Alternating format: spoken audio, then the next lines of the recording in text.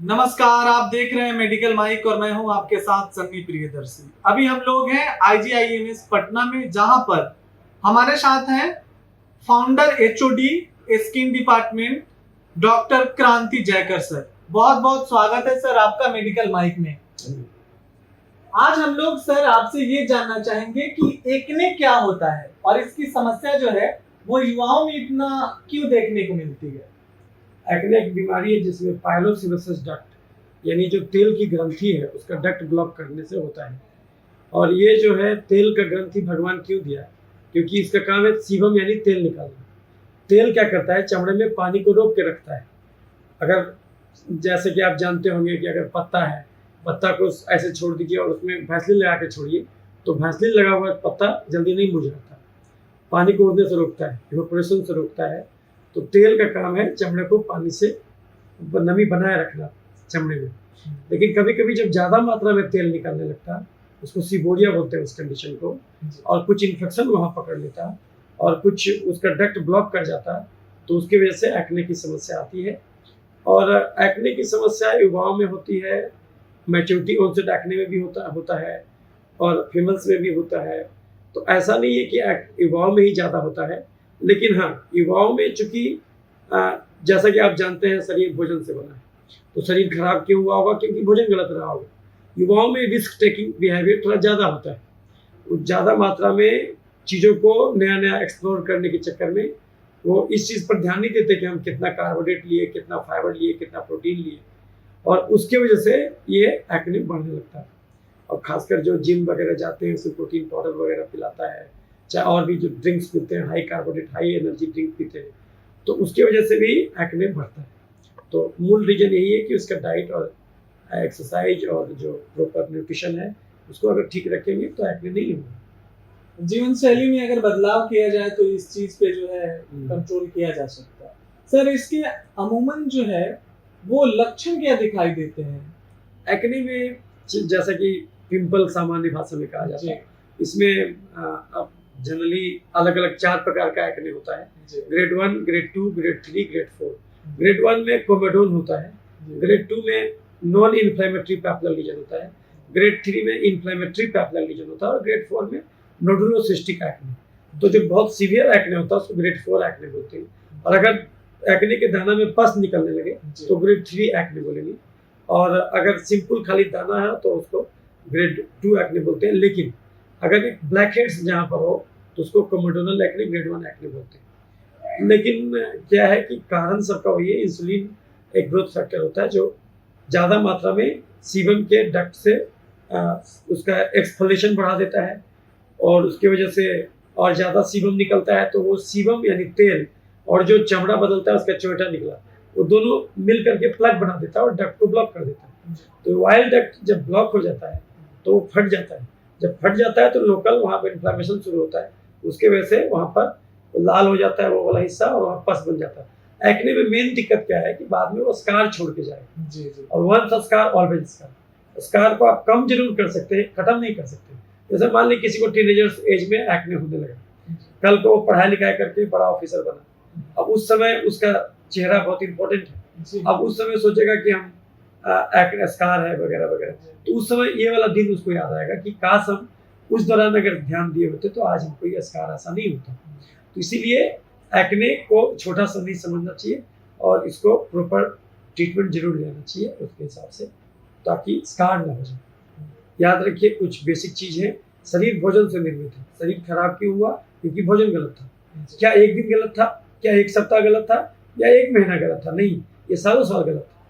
तो अगर हमको जड़ से किसी बीमारी को ठीक करना है तो क्या करना होगा? भोजन बदलना होगा। तो अब चूंकि इंसान सारा काम मशीन के हवाले कर दिया, अब आपके जीवन में सबसे बड़ा मुश्किल है कैलोरी खर्च करना। ये सब काम के लिए मशीन, हर घर नल का जल, तो अब कुआं से पानी कौन निकालेगा? किसान बैठ के तमाशा देखता, ट्रैक्टर से खेत जोताता। तो चूंकि आपका कैलोरी कम खर्च हो रहा है, इसलिए आपको कम कार्बोहाइड्रेट और कम फैट वाला कम रिफाइंड फूड खाना चाहिए। लेकिन आप चारों तरफ देखिए, आपको सब ज़्यादातर आपको high carbohydrate, high fat, high refined food ही मिल रहा है। तो अगर आपका खर्चा 1800 कैलोरी है, रोज खाइएगा 2800 कैलोरी, तो शरीर एक्स्ट्रा कैलोरी को क्या करेगा? या तो उसको चर्बी बनाएगा, मोटापा करो, या तो उसको तेजाब बनाएगा, एलर्जी करो, या तो उसको खून से निकाल के जहाँ तहाँ छिड़केगा तो इन्फेक्शन करो। तो इस एक्ने में क्या होता है, एक्स्ट्रा वजह से जो तेजाब बनता है, तेजाब किताब में नहीं लिखा हुआ, तेजाब उसको हम बोलते हैं, लेकिन किताब में लिखा हुआ इन्फ्लेमेटरी साइटोकाइन। वो साइटोकाइन इन्फ्लेमेशन कराना शुरू करेगा। आप बहुत सारी बीमारी के अंत में देखते हैं लिखा रहता है आइटिस, जैसे एंसेफेलाइटिस, जैसे मेनिंजाइटिस। आइटिस का मतलब होता है इन्फ्लेमेशन। इन्फ्लेमेशन कब होगा? जब आप एक्स्ट्रा भोजन से तेजाब बनाइएगा शरीर में। तो वो जो तेजाब बना तो वहाँ लोकल डक्ट को डैमेज किया, इन्फ्लेमेशन करा दिया। और साथ ही साथ जब हम एक्स्ट्रा भोजन खाए वो पसीने में भी आया।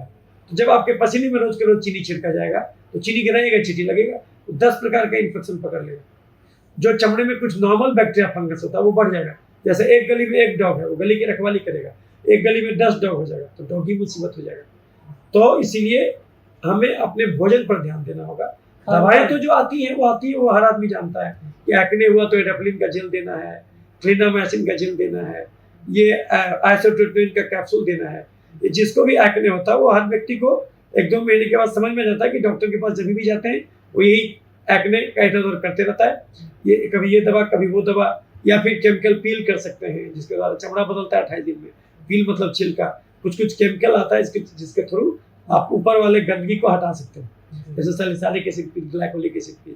और माइक्रोडर्माब्रेजन मशीन आता है, उसके थ्रू भी आप चमड़ा को सफाई कर सकते हैं। लेजर मशीन से भी चमड़ा साफ कर सकते हैं। लेकिन ये सब जितना भी तरीका है ये सब तात्कालिक रिलीफ देगा। अगर आप चाहते हैं परमानेंट खत्म हो जाए तो उसके लिए आपको भोजन बदलना होगा। दूसरी बात, एक और भी चीज इंपॉर्टेंट है, जिस आदमी को भी एक्ने है उसको केवल एक्ने नहीं होगा। जैसे कि एक बर्फ के टुकड़े को पानी के टब में रख दीजिए, उसके ज्यादातर पोर्शन पानी में डूब जाता है, पानी के ऊपर 10% पोर्शन ही रहता है। इसको हम लोग अंग्रेजी में बोलते हैं टिप ऑफ द आइसबर्ग। चमड़ा का बीमारी टिप ऑफ द आइसबर्ग होता है।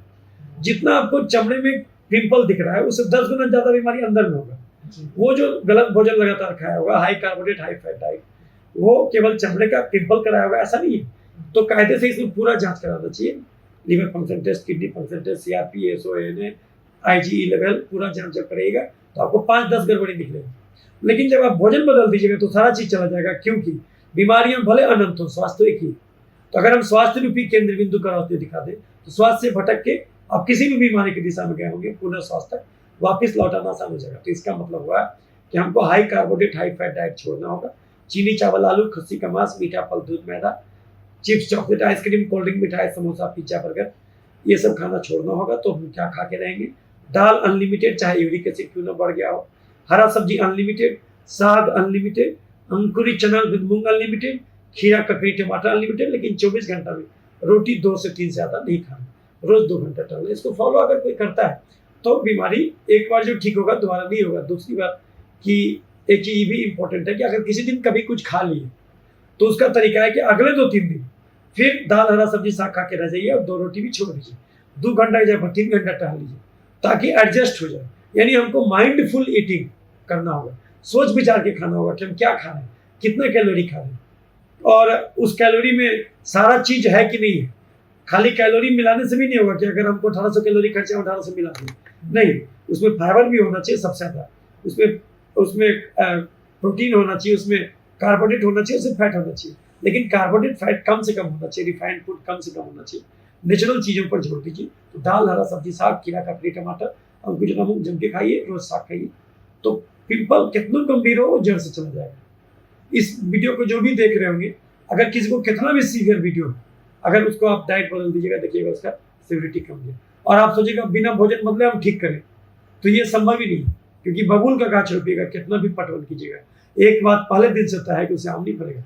संभव है कि जब तक दवा कीजिएगा, जब तक केमिकल प्रोसीजर कीजिएगा तो कुछ हद तक कम हो जाएगा, फिर हो जाएगा।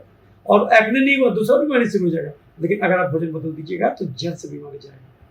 तो ये कुछ पहलू है जिस पर भी तो उसका जाता है, बशर्ते क्या भोजन सुधारिए। बहुत बहुत धन्यवाद सर मेडिकल माइक में जुड़ने के लिए आपका। अभी सर बहुत ही गंभीर मुद्दा जो है एक्ने पे अभी बात कर रहे थे और बता रहे थे कि अगर आपको एक्ने से परमानेंट उपचार चाहिए, इलाज चाहिए, तो आपको जो है अपने डाइट पे विशेष ध्यान देना होगा। आपको हरा साग सब्जी खाना होगा। और ऐसे ही तमाम वीडियो देखने के लिए आप जुड़े रहिए मेडिकल माइक के साथ। दीजिए हमें इजाजत। नमस्कार।